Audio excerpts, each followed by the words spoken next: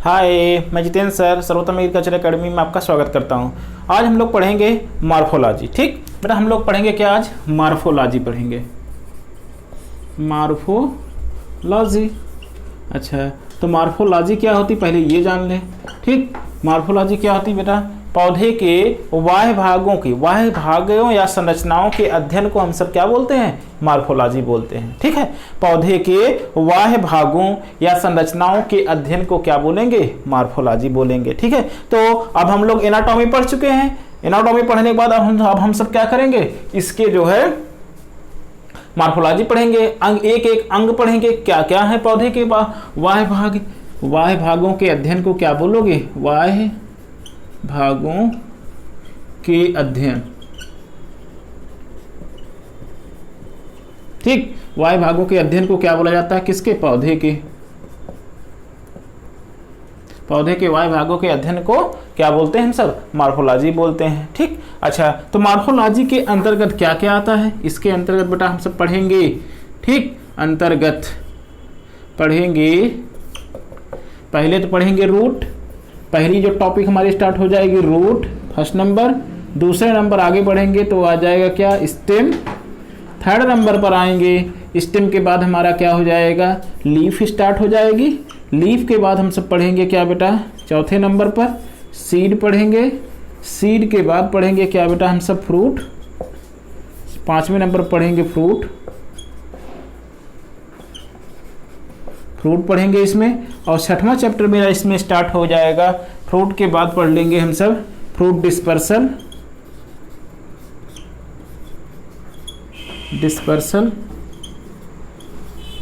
Fruit dispersal. और इसके बाद सातवें नंबर पर पढ़ेंगे पॉलिनेशन।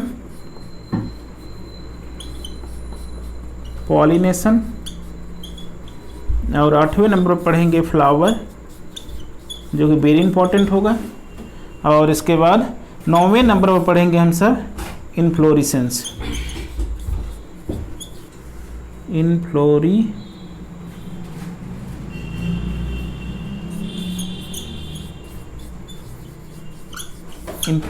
ठीक, अच्छा तो इसमें हम क्या करेंगे? ये टॉपिक मेरी क्या होंगी? मॉर्फोलॉजी के। मॉर्फोलॉजी में इतनी टॉपिक हम सब पढ़ेंगे। ठीक, तो मॉर्फोलॉजी के अंतर्गत क्या आएगा? हमारा रूट हो गया, जिसे हम लोग मूल या जड़ बोलते हैं, पहली टॉपिक हो जाएगी मूल या जड़। दूसरा क्या हो जाएगा? तना हो जाएगा। तीसरा हमारा पत्ती हो जाएगा। चौथा जो हो जाएगा वो बीज हो गया, हिंदी में बोलते हैं बीज इसे। इधर क्या हो जाएगा? फल हो जाएगा। इधर हो गया क्या बेटा? फलों का प्रकीर्णन हो जाएगा।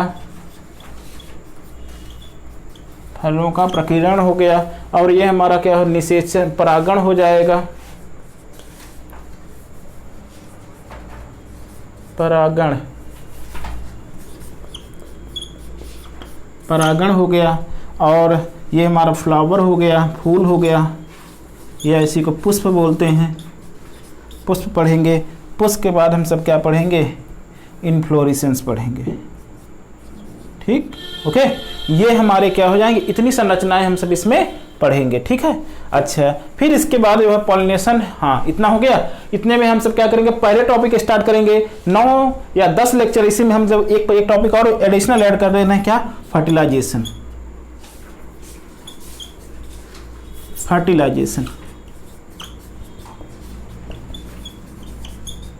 ठीक, चलो 10 टॉपिक हम क्या करेंगे? अब जो होते हैं इस वीडियो में हम सब पूरी मॉर्फोलॉजी पढ़ेंगे हैं, एक एक करके, step by step, video wise video, lecture by lecture क्या करेंगे? एक एक करके पढ़ना स्टार्ट करेंगे। ठीक है, तो मॉर्फोलॉजी के अंतर्गत हम लोग 10 टॉपिक पढ़ेंगे बेटा। पहली टॉपिक हम आज स्टार्ट करते हैं क्या? रूट। ठीक, पहली टॉपिक स्टार्ट क्या करेंगे? रूट।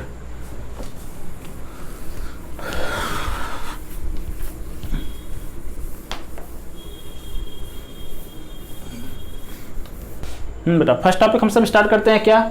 जड़ तथा जड़ों का रूपांतर, रूट एंड इट्स मॉडिफिकेशन। ठीक है, तो पहली टॉपिक हम सब आज स्टार्ट करें बेटा। तो इसमें जड़ क्या होती है? जैसे आप सभी को मालूम है कि भूमि के नीचे जो रीजन होती हैं उसे हम क्या बोल देते हैं, जड़ बोलते हैं। ये तो सत्य नहीं हो गया, कभी कभी कुछ जड़ें क्या हो जाती हैं, भूमि के ऊपर भी पाई जाती हैं, ठीक है। तो वो तो मॉडिफिकेशन में जाएगा, लेकिन जनरली जो हमारे दिमाग में एक क्राइटेरिया फीड होता है वो कौन सा होता है कि भूमि के नीचे जो होते हैं जड़ पाई जाती हैं, ठीक है। तो हम अभी क्या करेंगे, अभी सिर्फ जड़ पढ़ रहे हैं, अभी मॉडिफिकेशन पे नहीं जा रहे हैं, ठीक है। तो आज की जो टॉपिक होगी बेसिकली वो हमारा क्या होगा, जड़ पर ही होगा, है। अच्छा देख लो बेटा, जड़ क्या है ये देखते हैं। जैसे मान लो हमने क्या किया, कोई सीड जो होती हैं भूमि में डाल दिया। जब भूमि में डाल दिया ये सीड, तो होता क्या है कि इसके जो कुछ अंकुर निकलते हैं, ठीक। और जब ये अंकुर निकलते हैं तो अंकुर का कुछ भाग जो होते हैं नीचे चला जाता है, अंकुर का कुछ भाग क्या हो जाता है, ऊपर चला जाता है, ठीक। अच्छा, जो भाग नीचे जाता है अब उसे हम क्या कहते हैं, और जो भाग नीचे जाता है वो होता है उसे हम क्या बोलते हैं, ठीक है। अब इसको हम क्या करते हैं, यहाँ से डिवाइड कर देते हैं। जब इसे डिवाइड कर देंगे, डिवाइड करने के बाद देखो आधा पोर्शन क्या हो गया, ये जमीन से ऊपर चला गया, कुछ पोर्शन क्या होता है, जमीन से नीचे चला जाता है, ठीक। इतना हो गया ना। अच्छा, तो बेटा जो हमारे नीचे जाता है उस रीजन को हम सब क्या बोलते हैं, हाइपोकोटाइल बोलते हैं, हाइपोकोटाइल बोल देंगे। अच्छा, जो ऊपर होता है उसे हम लोग क्या बोल देते हैं, ईपीकोटाइल बोल देते हैं, ईपीकोटाइल।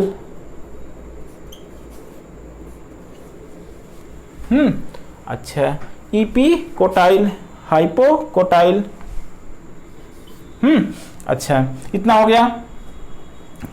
और देखो अब क्या होता है, ईपीकोटाइल से बेटा क्या हो जाती है, जो संरचना नीचे निकल के आती है इसे हम लोग बोलते हैं क्या, रेडिकल बोलते हैं। क्या बोलेंगे, रेडिकल बोलते हैं। ओके, रेडिकल हो गया। अब ये इधर जो निकलता है इसे हम लोग क्या बोलते हैं, प्लीमोल्स बोलते हैं, प्लीमोल्स। ओके, अच्छा, प्लीमोल्स से जो निकलते हैं उसे हम आगे वाली संरचना उसे हम क्या बोल देते हैं बेटा, स्टेम बोल देते हैं, तना बोल देते हैं। और जो इससे रेडिकल से जो संरचनाएं आगे बढ़ती हैं उसे हम लोग क्या बोल देते हैं, जड़ बोल देते हैं। क्या बोल देंगे, जड़ या रूट बोल दिया इसको। इतना हो गया ना। अच्छा बेटा, अब देखो तो यहां से हमारे पास एक संरचना समझ में आ गई ना कि हमारे जो रूट का, जड़ का विकास होता है वो किससे हो रहा है, किससे हो रहा है, रेडिकल से होता है, ठीक है। अगर आपसे क्वेश्चन पूछा जाए जड़ का विकास किससे होता है तो आंसर क्या होगा हमारा, मूलांकुर, या इसी को हम लोग क्या बोलते हैं, रेडिकल बोलते हैं। ये है क्या हमारा, मूलांकुर है बेटा, ठीक। मूलांकुर हो गया, मूलांकुर समझ में आ गया, ठीक है। अच्छा, अब बात करते हैं, कभी कभी यही रेडिकल जो होते हैं, रेडिकल सीधे जो होते हैं नीचे निकल जाती है। अगर ऐसी संरचना बनाती है तो इसे हम लोग क्या बोलते हैं, टैप रूट बोलते हैं। या इसी को हम लोग जो जड़ें निकलती हैं रेडिकल से डायरेक्ट निकलती हैं इसी को बोल देते हैं प्राइमरी रूट, प्राइमरी रूट बोल देंगे, ठीक। प्राथमिक जड़ें बोल देंगे। ये प्राइमरी रूट्स हो गई। अब प्राइमरी रूट हो जाएंगी बेटा। अब ये प्राइमरी रूट ही जो होती हैं वो क्या बनाती हैं, आगे चलकर की शाखाएं मिलकर के टैप रूट बनाती हैं। टैप रूट मतलब क्या हो गया, मुसला जड़ का निर्माण कर देती हैं। अच्छा, और कभी कभी ऐसा होता है कि ये तो हाइपोकोटाइल हो गया, ईपीकोटाइल हो गया हमारा, ईपीकोटाइल, और यहाँ से क्या हो गया, हाइपोकोटाइल निकलता है। हाइपोकोटाइल से जो जड़ें निकलती हैं ये जो होती हैं, कोई भी जो होती हैं डायरेक्ट ब्रांचेज में नहीं रहती हैं, तो ऐसी जड़ों को हम सब क्या बोल देते हैं, अपस्थानिक जड़ें या एडवेंटिशियस रूट, एडवेंटिशियस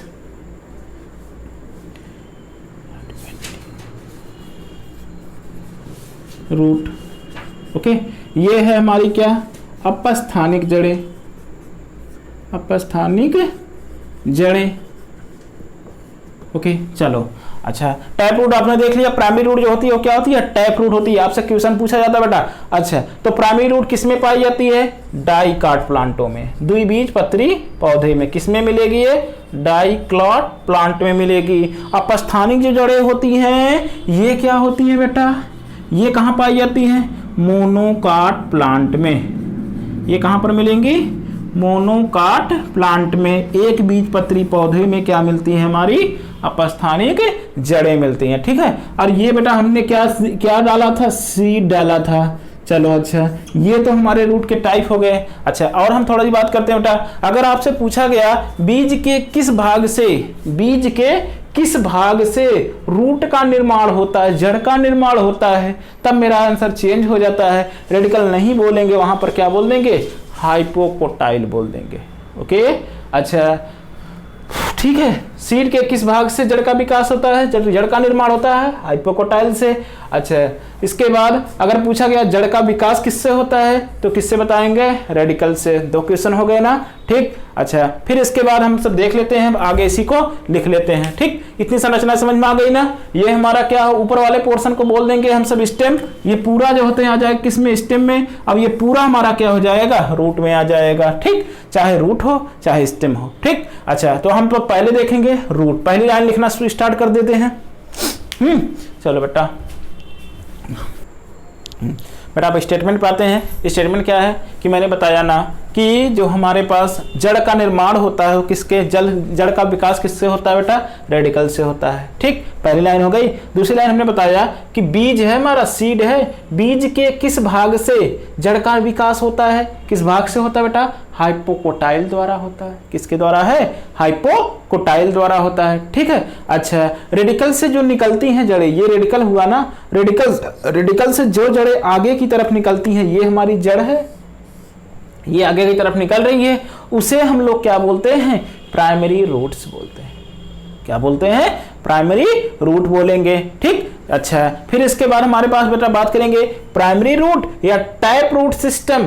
दोनों जो होते हैं टैप रूट किस में पाए जाते हैं, डाइकाट प्लांट में, द्विबीजपत्री पौधे में पाए जाते हैं, ठीक। अच्छा, फिर इसके बाद मैंने बताया बेटा, अगर कोई स्टेम हो, स्टेम से जैसे मान लिया ये हमारा स्टेम है, ठीक। अच्छा, या स्टेम है या इसकी पत्तियां हैं या इसकी शाखाएं हैं, इससे जो रूट निकलती है इस तरीके से, उसे हम लोग क्या बोलते हैं, एडवेंटिशियस रूट बोलते हैं। ऐसी जड़ें जो एडवेंटिशियस रूट होती हैं वह किस में पाई जाती हैं, एक बीजपत्री पौधे में पाई जाती हैं, ठीक है। अच्छा, फिर इसके बाद बेटा जो जड़ का जो लक्षण होता है ना, जड़ कहाँ है, भूमि के नीचे है, भूमि की तरफ जाती है ना, इसलिए इसका जो लक्षण होता है उसको हम क्या बोल सकते हैं, धनात्मक भूम्योन्वर्ती, पॉजिटिव जियोट्रॉपिक हो जाएगा। अच्छा, जल का तो अवशोषण करती है ना, जब जड़ का अवशोषण करती है इसीलिए इसको हम क्या बोलते हैं, धनात्मक जलोन्वर्ती हो जाएंगे, जल की तरफ भागती हैं, जल को अट्रैक्ट करती हैं, इसलिए इसको क्या बोलेंगे, धनात्मक। अच्छा, अब क्या होता है, अब हमारा सन कहाँ रहता है बेटा, ऊपर की तरफ रहता है ना, ये सन है, मान लेते हैं ये हमारा क्या है, सन है। ये सन की रोशनी से क्या होता है, रोशनी से, सन की रोशनी से दूर भागती है ना, अंदर की तरफ जाती हैं, इसलिए इसे हम क्या बोलते हैं, नेगेटिवली फोटोट्रॉपिक हो जाएंगे, ठीक है। इतनी बातें हो गई ना।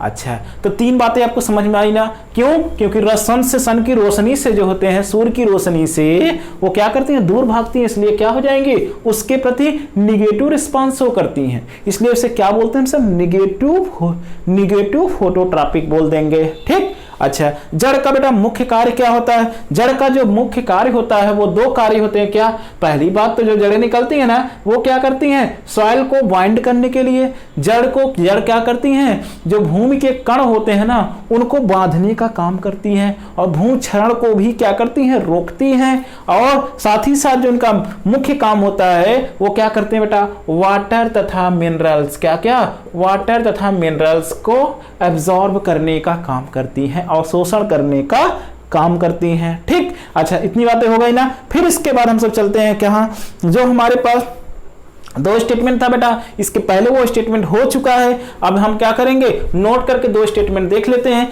कि जो लेटरल रूट्स होती है, लेटरल रूट्स क्या हो जाती है बेटा, जो हमारे प्राइमरी जड़ों से, या जो प्राइमरी जड़ हो गई इससे जो जड़ें निकल जाती हैं उसी को हम लोग क्या बोल देते हैं, लेटरल रूट्स बोल देते हैं, पार्श्व जड़ें बोल देते हैं, ठीक है। उसके पार्श्व साइड से जो निकल, जड़ों के रेडिकल्स के पार्श्व साइड से जो जड़ें निकलती हैं उसे हम क्या बोल देते हैं, पार्श्व जड़ें बोलते हैं। अच्छा, पार्श्व जड़ों का निर्माण किसके द्वारा होता है, पेरीसाइकिल के ऊतक, पेरीसाइकिल के द्वारा होता है। जबकि हमारे पास जो लेटरल स्टेम निकलते हैं, पार्श्व स्टेम जो निकलते हैं, ऐसे ऐसे वाले शाखाएं ब्रांचें जो निकलती हैं, वो किससे होता है? वो हमारे किसके हो जाएंगे?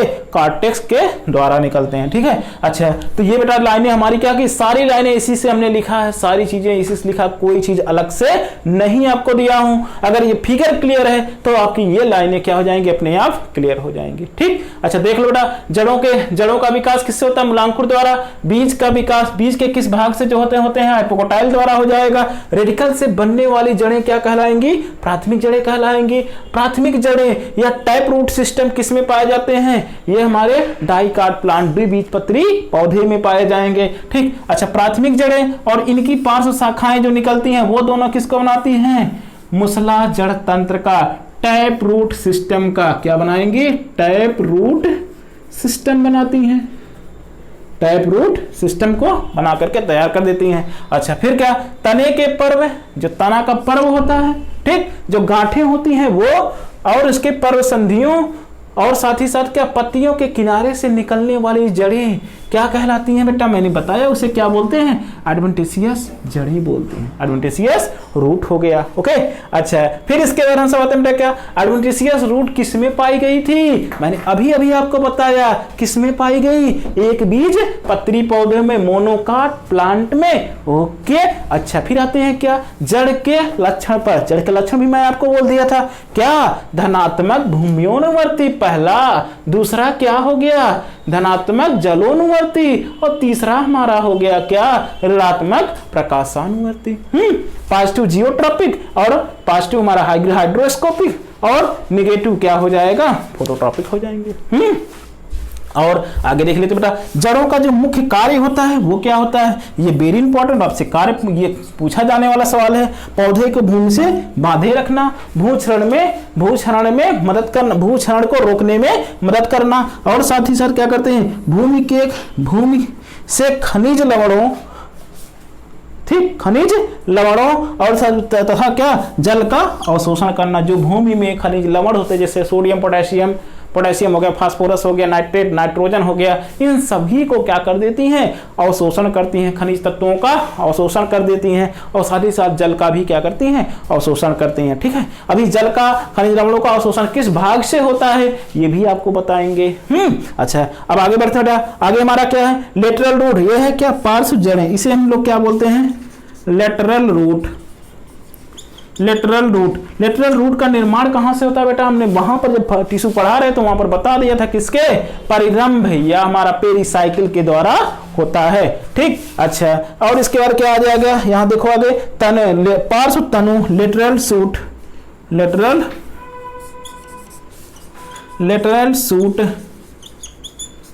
सूट का निर्माण किससे होगा, या तने का निर्माण किससे होगा? हमारा कॉर्टेक्स द्वारा। इसको नोट करके 2 पॉइंट लिख लेना। ये भी कभी कभी हमसे क्या होता है? क्वेश्चन डायरेक्ट पूछ लिया जाता है, इसलिए हम इसको लास्ट में क्या करेंगे? नोट करके लिख लेंगे। ठीक, अच्छा ये तो हमारे इतना क्या थी? जड़ के बारे में जनरल इंफॉर्मेशन थी। ठीक, अच्छा अब हम चलते हैं जड़ों के भाग पर। नेक्स्ट जो हेडिंग हमारी होगी वो स्टार्ट होगी क्या? जड़ के भाग। ओके, चलो बेटा,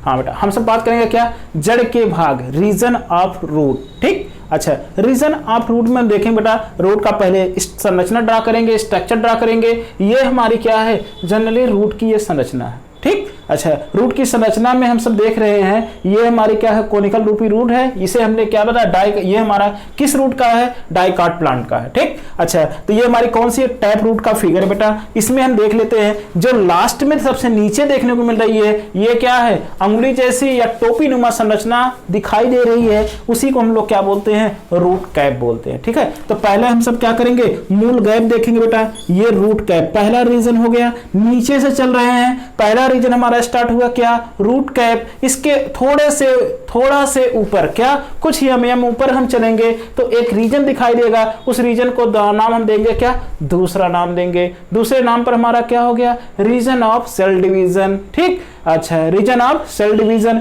या मेरिस्टेमेटिक जोन, अभी इसका रीजन देंगे क्यों बोलते हैं इसको। अच्छा, फिर आएंगे बेटा हम सब क्या, इसके ऊपर देखेंगे जहां थोड़ी कोशिकाएं क्या होती लंबी दिखाई देती हैं, ये हमारा थर्ड रीजन हो गया, जिसे हम बोलते हैं क्या, रीजन ऑफ एलांगेशन। ठीक, रीजन ऑफ एलांगेशन होगा। अब इसके ऊपर थोड़ा सा चलते हैं, इसके ऊपर जाते हैं तो ये चौथे रीजन स्टार्ट होते हैं, जिसे हम लोग क्या बोलते हैं, परिपक्वन क्षेत्र, रीजन ऑफ मैच्योरेशन। तो कितने रीजन हमारे देखने को मिल रहे हैं, 4 रीजन देखने को मिल रहे हैं। ठीक है, अच्छा, तो 4 रीजन में सबसे पहले हमारे क्या हो गया, रूट कैप हो गया, और इसके बाद हम देख रहे हैं बेटा कि रीजन ऑफ मैच्योरेशन में कुछ जो होते हैं धागे जैसी संरचनाएं देखो क्या होती हैं, निकली हुई हैं। इन धागों जैसी संरचनाओं के हम सब क्या बोलते हैं, मूल रोम बोलेंगे। जड़ से निकलते हैं, जड़ के रोम बोल देंगे, मूल रोम हो गए। अच्छा, मूल रोम या रूट हेयर हो गए। ठीक है, अच्छा, तो इतनी बेटा हमारे पास क्या, इतने भाग हो गए। कितने भाग हो गए, 1 2 3 4। पहला क्या, रूट कैप, दूसरा हमारा region of cell division, region of elongation, region of maturation. Region of maturation से क्या निकलता है, हमारा रूट हेयर निकलता है। ठीक है, अच्छा, और इसके बाद जो हमारा रूट कैप होता है वो कहां पर पाया जाता है, यह रीजन ऑफ सेल डिवीजन या मैच्योरेशन के ऊपर पाया जाता है। ठीक है, अच्छा, इतनी बातें हो गई ना। अब एक एक करके देख लेते हो। अगर रूट कैप है तो रूट कैप क्या होता है, कहते हैं कि जो हमारी जड़ें होती है ना, जड़ों के शीर्ष भाग, ये अंतिम भाग है इसका, जड़ों के शीर्ष भाग पर अंगुली जैसी दिखती है, या क्या इसको बोल देंगे टोपी नुमा संरचना जो दिखाई देती है, उसको हम क्या बोलते हैं, रूट कैप बोलते हैं। अच्छा, अगर ये रूट कैप ना होती तो क्या होता, अगर ये रूट कैप नहीं पाई जाती तब पौधे का क्या होता। ठीक है, तो जितनी भी बेटा क्या हो जाता, क्योंकि जितनी भी जड़ें निकलती सब क्या हो जाती, वहीं से खत्म हो जाती, उनका टेढ़ी हो जाती। ठीक, अच्छा, ये रूट कैप बेटा क्या होता है, हाईली रेसिस्टेंट होता है, और ये क्या होता है, सुबेरिन और लिग्निन के डिपोजिशन के कारण ये काफी ज्यादा हार्ड होता है। इसी हार्ड की वजह से यह पत्थर को भी क्या करता है, तोड़ करके बाहर निकल जाता है। ठीक है, उसी के सहारे जो होते हैं हमारे रूट भी निकल जाती हैं। ठीक है, अब इसके कुछ एमएम ऊपर हमारी क्या पाई जाती है, कोशिका विभाजन क्षेत्र पाया जाता है। और इस रीजन की जितनी भी कोशिकाएं होती है क्या होती है, छोटी होती हैं, पतली होती हैं। और आपसे क्वेश्चन पूछा जाता है कि इसमें जो होते हैं क्या होता है, सघन जीव द्रव्य प्रोटोजीव साइटोप्लाज्म में पाया जाता है। ठीक है, अच्छा, सघन जीव द्रव्य इसमें देखने को मिलता है, और इसकी कोशिकाएं बेटा निरंतर विभाजित होती, लगातार विभाजित होती रहती हैं, इसीलिए इसको हम क्या बोल देते हैं, रीजन ऑफ मैच्योरेशन। ठीक है, या मेरिस्टेमेटिक जोन के नाम से, मेरिस्टेमेटिक जोन के नाम से बोल देते हैं। ओके, अच्छा, अब आगे चलते हैं। अब आगे हमारा क्या है, थर्ड रीजन क्या है, दीर्घीकरण क्षेत्र। दीर्घीकरण क्षेत्र में क्या पढ़ेंगे हम सब कि इसकी कोशिकाएं देखो इससे क्या हो जाती हैं, लंबी होती हैं, और यह क्या करती हैं, लंबाई में वृद्धि के लिए, जो जड़ों की लंबाई होती है उसको बढ़ाने के लिए कौन सा रीजन जिम्मेदार होता है, रीजन ऑफ एलांगेशन हो जाता है। ठीक है, अब हम चलते हैं कहां पर बेटा, यहां पर परिपक्वन क्षेत्र में। परिपक्वन क्षेत्र की कोशिकाएं क्या हो जाती हैं, लंबी, वो क्या होती हैं, चौड़ी हो जाती हैं, और इनका जो जीव द्रव्य होता है ना, वो बेटा क्या हो जाता है, थोड़ा सा सघन नहीं होता है। ये कैसा, वो थोड़ा सा क्या हो जाएगा, मैच्योरेट हो जाएगा। ठीक, और यहां पर जो होते हैं ये इस रीजन को, जिसमें जीव द्रव्य हमारा क्या होता है, मैच्योरेटेड पाया जाता है। ठीक है, उसे हम क्या बोल देते हैं, रीजन ऑफ मैच्योरेशन बोल देते हैं। सबसे लास्ट रीजन होता है ये, और इसी रीजन ऑफ मैच्योरेशन से एक संरचना निकलती है, धागे जैसी संरचनाएं निकलती हैं, जिसे हम क्या बोलते हैं, रूट हेयर बोलते हैं। अब ये रूट हेयर का कार्य क्या होगा, ठीक, अच्छा, रूट हेयर का कार्य क्या होगा बेटा, क्या होता है, जल से भूमि से जल और खनिज लवणों का अवशोषण करना, इतना हमारा रूट हेयर का कार्य होता है। ठीक है, अब यही जो हमने जितनी चीजें बोली है उसी को हमने क्या किया है, इधर जो होते हैं लिखा हुआ है। तो आप लोग एक बार लिखे हुए पर ध्यान दे लो। चलो देख लेते हैं। पहली बेटा हमारे पहली जो हेडिंग स्टार्ट होगी वो क्या है, रूट कैप या मूल गोप हो जाएगा, मूल गोप।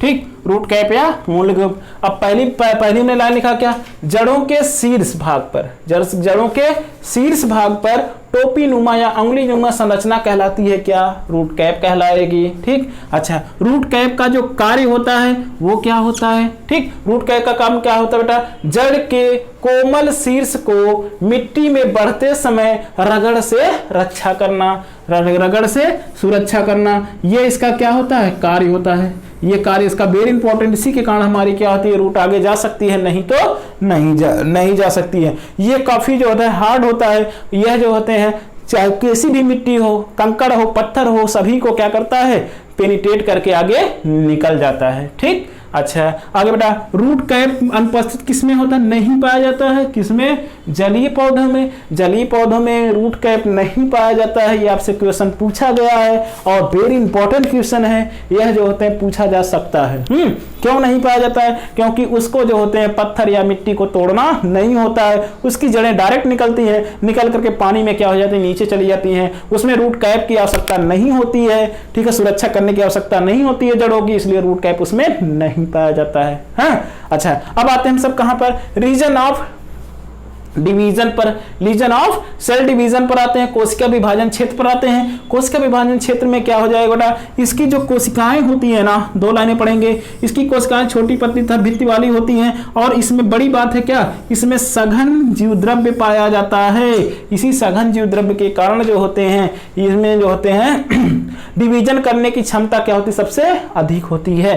ठीक, अच्छा इस क्षेत्र की कोशिकाएं निरंतर क्या करती है, विभाजित होती रहती हैं, इसलिए इसे हम क्या बोलते हैं, मेरिस्टेमेटिक रीजन या मेरिस्टेमेटिक जोन के नाम से जानते हैं। ओके, अच्छा अब थर्ड नंबर पर आएंगे। थर्ड रीजन हमारा क्या होता है, रीजन ऑफ एलांगेशन। जब रीजन ऑफ एलांगेशन पे आएंगे तो रीजन ऑफ एलांगेशन क्या कहता है बेटा, इस क्षेत्र की कोशिकाएं क्या करती हैं, काफी लंबी होती, लंबाई में तीव्रता से बढ़ती रहती हैं। जब लंबाई में तीव्रता से बढ़ती है ना, तो बढ़ने के बाद क्या करती हैं, ये जड़ों की लंबाई को क्या करती है, एलांगेट कर दे, बढ़ा देती हैं। इसलिए इसे हम क्या बोलते हैं, रीजन ऑफ एलांगेशन बोलते हैं। अगर आपसे क्वेश्चन पूछा गया कि जड़ों की लंबाई के लिए जड़ों का कौन सा क्षेत्र जरूर रिस्पॉन्सिबल होता है, तो आंसर हमारा क्या हो जाएगा, रीजन ऑफ एलांगेशन हो जाएगा। ठीक, अच्छा अब आते हैं लास्ट रीजन पर। लास्ट रीजन हमारा स्टार्ट होता है क्या, region of maturation. Region of maturation, परिपक्वन क्षेत्र। परिपक्वन क्षेत्र में जाएंगे तो इसमें क्या होगा, रीजन ऑफ मैच्योरेशन में अनेक क्या हो जाती हैं, अनेक क्या देखने को मिल रही है, धागे जैसी संरचनाएं देखने को मिल रही हैं। इन धागे जैसी संरचनाओं को क्या बोलते हैं,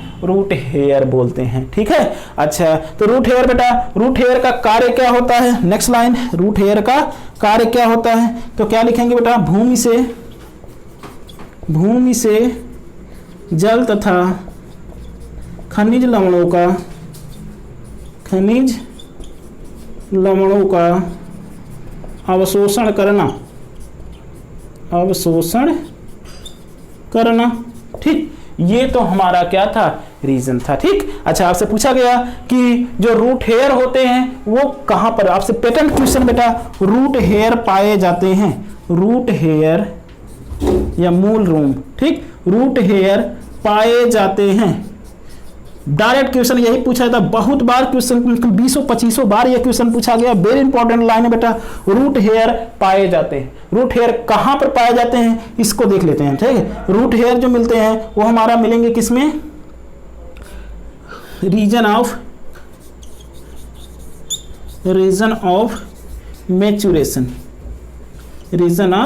मैच्योरेशन में। ठीक, परिपक्वन क्षेत्र में क्या पाए जाते हैं, रूट हेयर पाए जाते हैं। यही सवाल बहुत बार पूछा जाता है। और जो मूल गोफ होता है वो कहां पर पाया जाता है, वो बेटा हमारा क्या होता है, रीजन ऑफ सेल डिवीजन के ऊपर पाया जाता है। ठीक, इतनी बातें हो गई ना, सारे क्वेश्चन आपके निकल जाएंगे बेटा इससे। अब हम क्या करेंगे, इतना ही इस वीडियो में रखेंगे। अब जो होगा नेक्स्ट वाला जो वीडियो होगा बेटा, वो हमारे टाइप ऑफ रूट से बनेगा। ठीक है, अच्छा तो थोड़ा सा और हम सब देखते हैं। अच्छा अब हम क्या करेंगे बेटा, आप लोग जो होते हैं, नेक्स्ट जो टॉपिक हमारी आएगी वो क्या होगी, टाइप्स ऑफ रूट की बनेगी। टाइप्स ऑफ रूट में कौन किस प्रकार की रूट किस में पाई जाती है, नेक्स्ट वीडियो हमारा उस पर होगा। ठीक, आप वीडियो को देखो, लाइक करो, ज्यादा से ज्यादा क्या करो, सब्सक्राइब करो।